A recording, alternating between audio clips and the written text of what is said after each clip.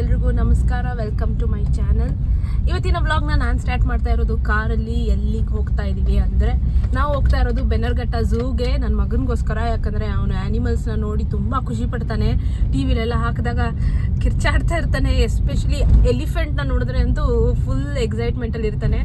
ಅದಕ್ಕೆ ಇವತ್ತು ಸ್ವಲ್ಪ ಟೈಮ್ ಮಾಡಿಕೊಂಡು ಬೆನ್ನರ್ಘಟ್ಟಗೆ ಹೋಗೋಣ ಅಂತ ಹೋಗ್ತಾ ಇದ್ದೀವಿ. ಆದರೆ ತುಂಬ ಲೇಟ್ ಆಗೋಯ್ತು ಮನೆ ಬಿಡೋಕ್ಕೆ. ಇವಾಗ ಆಲ್ಮೋಸ್ಟ್ ಟೈಮ್ ಬಂದ್ಬಿಟ್ಟು 12:55 ಆಗಿದೆ. ಅಲ್ಲಿ ಝೂ ಕ್ಲೋಸ್ ಆಗೋದು 5 o'clockಗೆ. ನೋಡೋಣ ಏನಾಗುತ್ತೋ ಗೊತ್ತಿಲ್ಲ, ಬಟ್ ರಿಸ್ಕ್ ತೊಗೊಂಡು ಹೋಗ್ತಾ ಇದ್ದೀನಿ. ನಾನು ಬೇಡ ಅಂದೆ ಇವ್ರಿಗೆ, ಬಟ್ ಇವರು ಇರಲಿ ಬಾ ರೆಡಿ ಆಗಿದ್ದೀವಿ ಹೋಗೋಣ ಅಂತ ಕರ್ಕೊಂಡು ಹೋಗ್ತಾ ಇದ್ದಾರೆ. ನಮ್ಮ ಜೊತೆ ಇವಾಗ ನಮ್ಮ ಅತ್ತೆ ಬರ್ತಾರೆ. ನಾನು, ನಮ್ಮ ಯಜಮಾನರು, ನನ್ನ ಮಗ ಮತ್ತು ನಮ್ಮ ಅತ್ತೆ, ನಾವು ನಾಲ್ಕು ಜನ ಹೋಗ್ತಾ ಇದ್ದೀವಿ.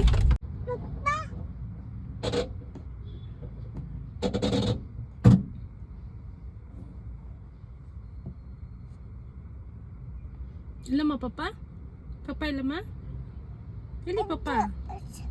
ಅಲ್ಲಿದ್ದಾರಾ? ಪೆಟ್ರೋಲ್ ಹಾಕಿಸ್ಕೊತಿದ್ದಾರೆ ಕಂದ ಕಾರ್ಗೆ. ಬರ್ತಾರೆ ಇರು. Okay okay.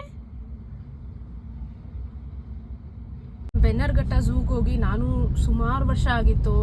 ಮೋಸ್ಟ್ಲಿ ನಾನು ತುಂಬ ಚಿಕ್ಕವಳಿದ್ದಾಗ ಹೋಗಿದ್ದು. ಅದಾದಮೇಲೆ ಇವಾಗಲೇ ಹೋಗ್ತಾ ಇರೋದು. ನನಗೂ ಮರ್ತೋಗಿದೆ. ನಾನು ಹೋದಾಗ ಒಂದು ಸ್ವಲ್ಪ ನೆನಪಿದೆ ಹೇಗಿತ್ತು ಅಂತ. ಮೋಸ್ಟ್ಲಿ ಇವಾಗ ಹಂಗಂತೂ ಇರಲ್ಲ, ಇನ್ನೂ ಚೆನ್ನಾಗಿ ಮಾಡಿರ್ತಾರೆ. ಹೋಗಿ ನೋಡೋಣ ಹೆಂಗಿದೆ ಏನೇನು ಅಂತ. ನೀವು ಯಾವಾಗ ಹೋಗಿದ್ರಿ ಬೆನ್ನರ್ಘಟ್ಟ ಝೂಗೆ? ಹೋಗಿದ್ದೀರಾ ಯಾವತ್ತಾದರೂ?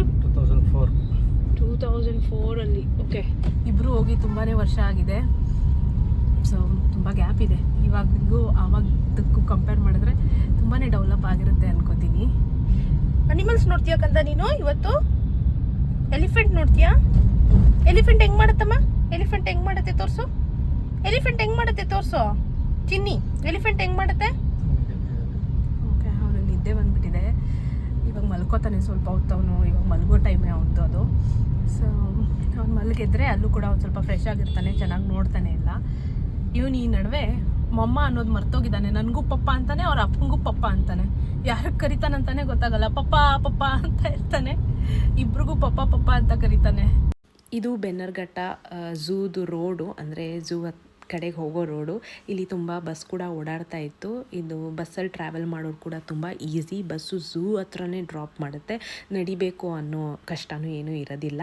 ನಾವು ಇವಾಗ ಇಲ್ಲಿಂದ ಪಾರ್ಕಿಂಗ್ ಹುಡುಕ್ತಾ ಇದ್ವಿ. ಪಾರ್ಕಿಂಗ್ ಎಲ್ಲಿದೆ ಅಂತ. ಕಡೆಗೆ ನಮಗೆ ಪಾರ್ಕಿಂಗ್ ಸಿಕ್ತು. ಪಾರ್ಕಿಂಗ್ ಮಾಡಿಬಿಟ್ಟು ಕಾರು ನಡ್ಕೊಂಬಂದರೆ ಹೀಗೇ ಲೆಫ್ಟ್ ಸೈಡಲ್ಲಿ ಸಫಾರಿ ಕೌಂಟರ್ ಇದೆ. ಸಫಾರಿ ಹೋಗೋರಿಲ್ಲ, ಅಲ್ಲಿ ಬಸ್ ಹತ್ಕೊಂಡು ಹೋಗಬೇಕು. ಇಲ್ಲಿ ರೈಟ್ ಸೈಡಲ್ಲಿ ನಿಮ್ಗೆ ಈ ಥರ ಬೋರ್ಡ್ ಡಿಸ್ಪ್ಲೇ ಆಗಿರುತ್ತೆ. ಇಲ್ಲಿ ಎಲ್ಲ ಚಾರ್ಜಸ್ ಎಷ್ಟೆಷ್ಟಾಗುತ್ತೆ, ಬಟರ್ಫ್ಲೈ ಪಾರ್ಕ್ಗೆ, ಸಫಾರಿಗೆ, ಎಂಟ್ರೆನ್ಸ್ ಟಿಕೆಟ್ಗೆ ಎಲ್ಲ ಎಷ್ಟಾಗುತ್ತೆ ಅನ್ನೋದನ್ನು ನೀಟಾಗಿ ಡಿಸ್ಪ್ಲೇ ಮಾಡಿದ್ದಾರೆ. ನೀವು ಆನ್ಲೈನಲ್ಲಿ ಕೂಡ ಈ ಟಿಕೆಟ್ಸ್ನ ಬುಕ್ ಮಾಡ್ಕೊಂಡು ಬರ್ಬೋದು. ಇಲ್ಲಿ ಕ್ಯೂವಲ್ಲಿ ನಿಂತ್ಕೊಳ್ಳೋದು ಬೇಡ, ಅವಾಯ್ಡ್ ಮಾಡಬೇಕು ಅನ್ನೋ ಆಗಿದ್ರೆ ನೀವು ಆನ್ಲೈನಲ್ಲಿ ಕೂಡ ಟಿಕೆಟ್ ಸಿಗುತ್ತೆ, ನೀವು ತೊಗೋಬೋದು. ಈಗ ನಾವು ಡೈರೆಕ್ಟಾಗಿ ಸಫಾರಿ ಟಿಕೆಟ್ಸ್ ತೊಗೊಳಕ್ಕೆ ಹೋದ್ವಿ. ಸಫಾರಿ ಮತ್ತು ಝೂ ಟಿಕೆಟ್ ಎರಡು ಒಂದರಲ್ಲೇ ಸಿಕ್ತು ನಮಗೆ. ಒಬ್ರಿಗೆ 350 ಬಿತ್ತು. ಮತ್ತು ನಮ್ಮ ಅತ್ತೆ ಸೀನಿಯರ್ ಸಿಟಿಸನ್ ಅಲ್ವಾ, ಅವ್ರಿಗೆ 250.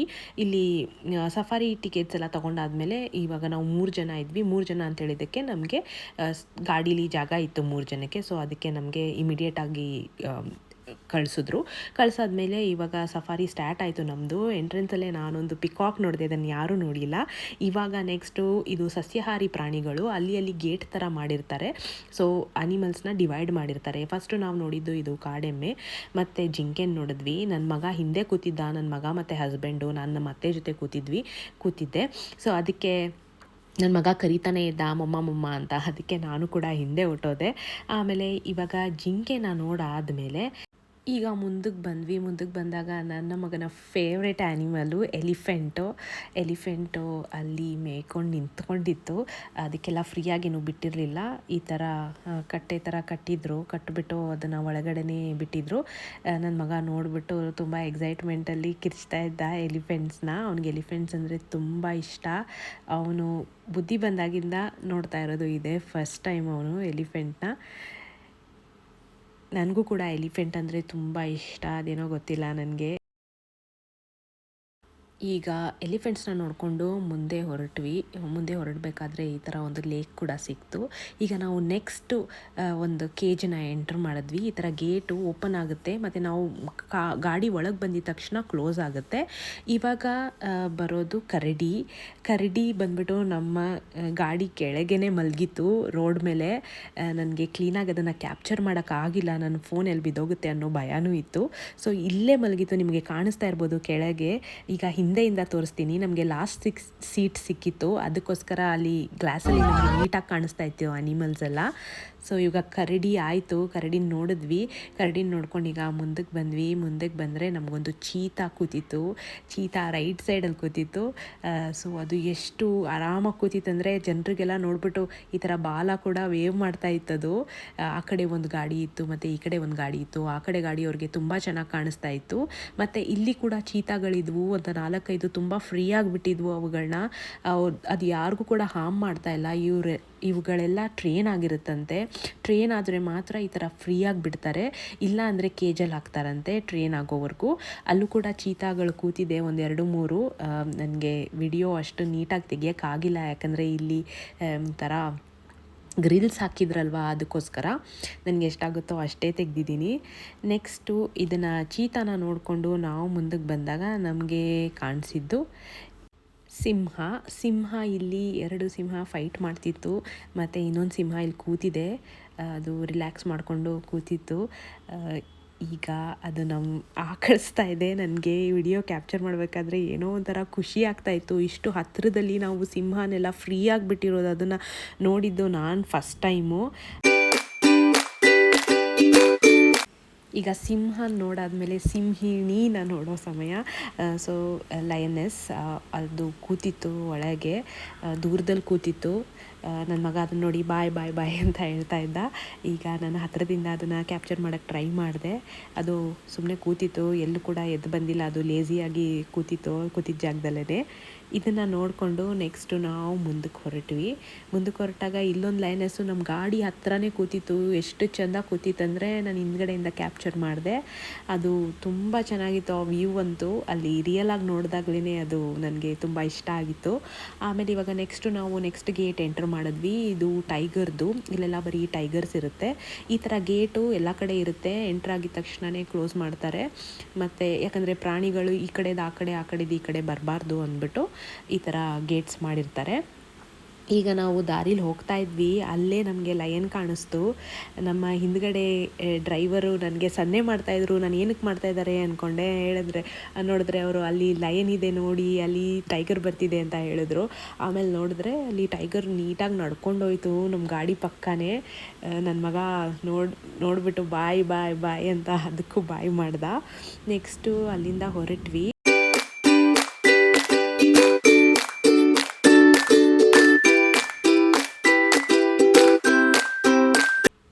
ಒಂದಷ್ಟು ಹುಲಿಗಳನ್ನ ಈ ಥರ ಬೋನಲ್ಲಿ ಕೂಡಾಕಿದ್ರು.